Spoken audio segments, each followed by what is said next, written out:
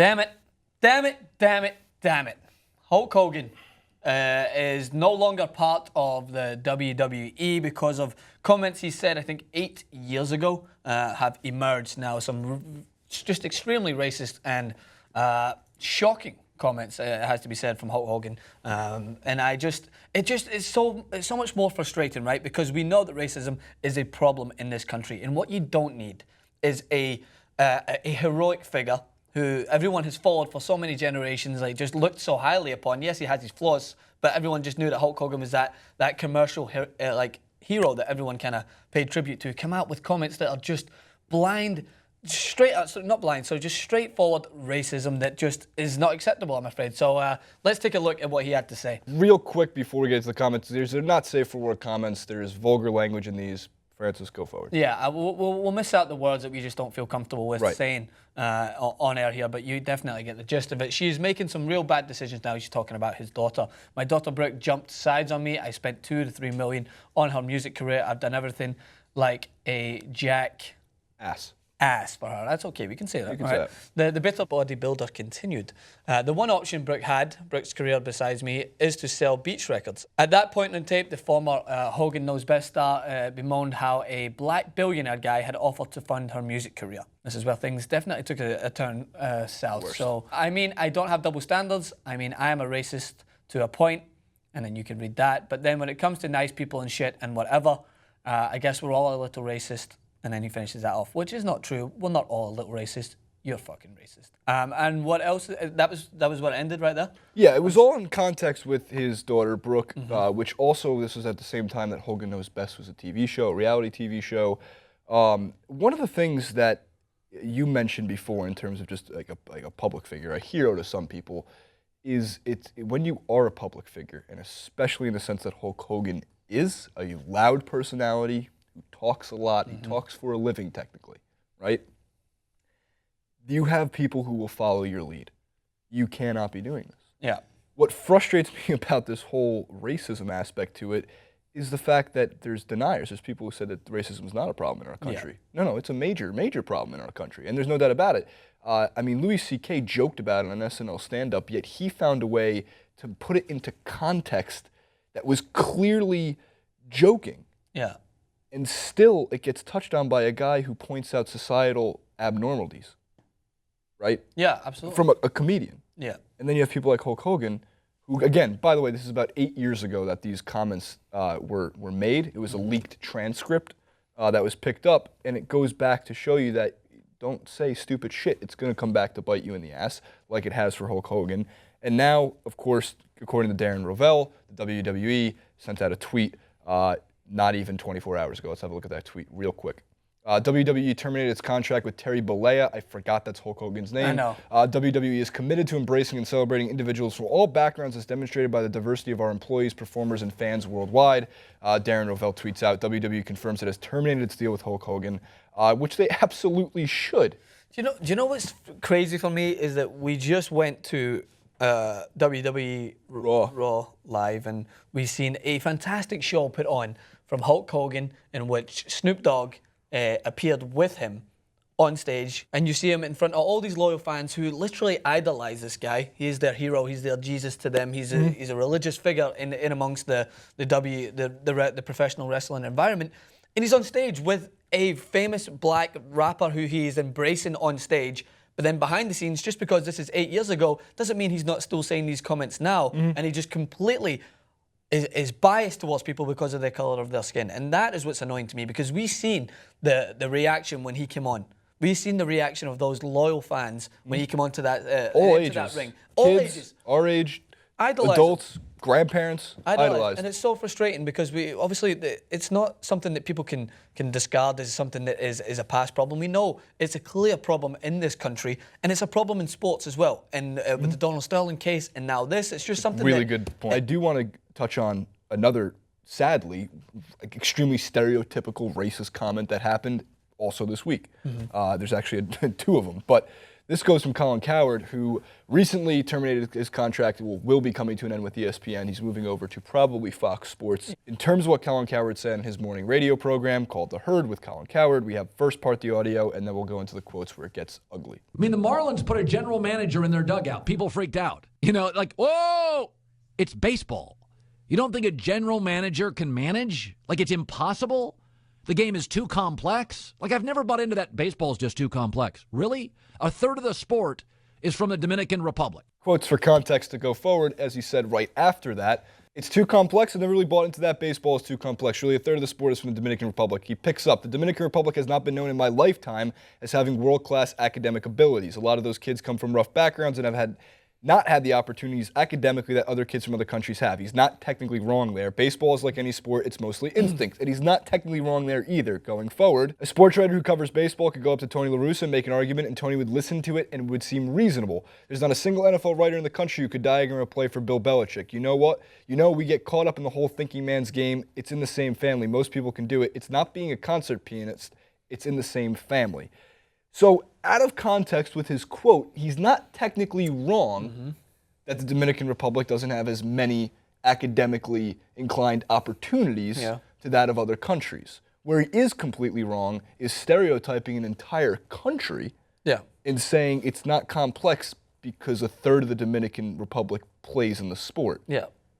Jose Bautista, a unbelievably great hitter for the Toronto Blue Jays, one of the best power hitters in baseball, also of Dominican descent, had this to say about Mr. Colin Cowherd. Dear Mr. at ESPN Colin, before I rip you a new one, I would like for you to explain what you meant to say about baseball and Dominicans, please. First of all, you don't want to be on Jose Bautista's bad side. He can hit a baseball 450 feet. I'm sure he could probably hit Colin Cowherd 450 feet as well. Overall, I do want to point out that I like Colin Cowherd's personality. Where he is so wrong here, though, and again, a lot of this is going to get ripped out of context, and that's why I wanted to put together the entire story from start to finish of what he was saying. You stereotyped an entire country as being academically declined towards other countries, and saying that a sport is not complex, therefore that's why Dominicans are good at it. Right? So sociological terms, this is called reification, right? What this is when you take something that you might, whatever kind of bubble you want to take it in, where you want to grab facts. Oh, okay, they don't have as much economic opportunity. They must not all be that smart. They don't have as much academic growth. They must be not that smart. And he puts that together, and then he reifies it. So when people listen to him, they think, oh yeah, that might be right actually. So then stereotypes start to happen every day, and people start to be stereotypical towards those in the Dominican Republic. This is one of the core issues of why blacks are stereotyped in the United States. Is because people then think, oh, because of a cultural diversity amongst this white supremacy ideal, oh, it must be true then, because it's happened all throughout history, and there might be a growing number of maybe different races in terms of the school structure in this country. There might be more whites graduating college. Oh, so that must mean that all blacks are stupid then, right? Because they didn't graduate college as consistently as whites or as in the same amount of magnitude as them. That's called reification, because then you're stereotyping a full race based upon statistics that you want to pull or everything else. And that's exactly what he's doing. And this is a common problem in this country, something I see and studied in school. It's just grouping everyone into one statistic that they can then back on, and they can continue to reify this white supremacy ideal. You know what was really interesting, and that's a really good point. Sociological term of read. You got to put your college education to use, right? So I must be smart, right? Because I had a college education. Because I must be smart. That's you must, and you must not be able to play baseball that well because it's not complex. Yeah, if it wasn't complex, I'd be all right at it. It was a really great point in the Larry Wilmore show, which actually our CEO and host of the main show, Jen Kuger, was on not too long ago, but not on that episode, a different episode, and this is all in regards to the, I'm not sure if you followed on Twitter, the All Lives Matter, Black Lives Matter debacle that happened. On the Larry Wilmore show, somebody came on as a correspondent for them, and in a somewhat comedic way, he made an unbelievably smart point. And he said, if I go to the doctor, I don't want the doctor to tell me, if I go to the doctor with a leg injury and he looks at me and diagnoses me and says, well, all legs heal, I don't want that response. I want him to say, I'm going to fix your fucking leg. And that's part of the issue with both of these stories, with the Hulk Hogan racist comments, with Colin Cowherd stereotyping an entire country. It's not so much an issue as it is an ongoing epidemic that is resurfaced after years of trying to bury it and put it away for good. What do we teach kids in school? What do we teach people in this country? What do you learn when you grow up? That there was a really dark period, at least in the United States history, where there was civil war, which can tear apart a country, almost entirely because of slavery. Yeah. This war breaks out because of a difference of ideal, a difference of opinions. And we work so hard to get past that point for it to get resurfaced at a time because of someone's color of their skin. Yeah. We don't talk about it as much because we try to keep things as lighthearted here on sports, but then it crosses over into sports. And you get one of the most known public figures in Hulk Hogan coming out with these just shocking, diabolical statements. You get Donald Sterling being stereotypical, sorry, just making up words here, being stereotypical to players that are there for his cause based on the colour of their skin, which is just disgusting. And it's something that I come into this country and I feel I have I would say a unique perspective on it because I'm just dropped into the environment and I can just kind of see things that people have just become so accustomed to. And that's the problem, is because people become so accustomed to this diversity that they think that it's okay. And they think that, like that comment there from Kaepernick, he thinks it's okay. He thinks that's fine because the statistics tell him so. So why don't we just discriminate against the whole group of people who maybe are trying to turn that statistic around, but they're not smart enough because the stats there claim, right? So then that's the problem there, and that's what frustrates me. I hear this argument a lot when it comes to politics. Not going to name names of who I hear it from, but they talk about how black people in this country have their choice to turn things around. They have their choice, but even if they do have their choice, people are still going to look upon them based on the statistics of the past and statistics of what's going to come, and think that they're not going to be able to get out of the rut that they're in. And it's just a problem that is continually reified in this country. It's reified through sports personalities, it's reified through advertisements, it's reified in the music industry even right now. And you have Nicki Minaj basically portraying that if she was of a different race, her music video would be up for a award, like some of those around them. And it's everywhere in society. And you want public figures to be advocates for change, not having comments made 8-9 years ago that are just disgraceful and just going to continue to reify those comments and reify the diversity between both and not really make any ground in between. In this scenario, we definitely know that Hogan does not know best. I remember that was the bad name of the show. Hogan does apologize, though. But he does apologize. So let's take a quick look at what Hulk Hogan had to say for himself after this. So he said, "This is not who I am.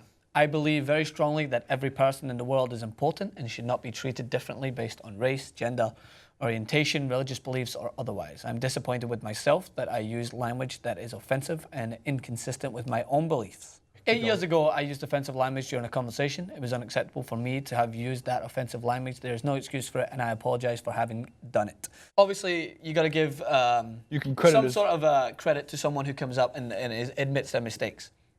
What troubles me is that his PR team might have written it. We don't know who exactly wrote it, but it is the fluency that he used the language, not once, not twice, but like 3 or 4 times within that sentence. That makes me think that word, the word that we all know and talk about in our culture today, it became second nature to him. It was a second nature to him to be used in that environment, in the comfort of his own home, or when he didn't think there was media around him. And it wasn't even in a severe case. It wasn't like he felt disgruntled against because of some action. No, he was saying that because he didn't think his daughter could marry someone of a different race unless they had money or unless they were athletic. That is blatant racism right there. And of course, I don't know the full story behind it. He might have been in a troubling situation. I know he went through a divorce with his wife. I don't know if that was the same time or place, but it was just how easy he used those words. For me, that was what's troubling. So again, anyone who apologizes, you have to be like, okay, he's apologized. Maybe he's learned from his mistakes. But at the same time, I just don't know if I believe it or not. What do you guys think of all this in terms of Hulk Hogan, Colin Cowherd, the stereotyping, everything that's going on with these two personalities? Leave all your comments in the comment section below. Don't forget to subscribe. And of course, follow us on Twitter at Francis Maxwell, at Jason Rubin91.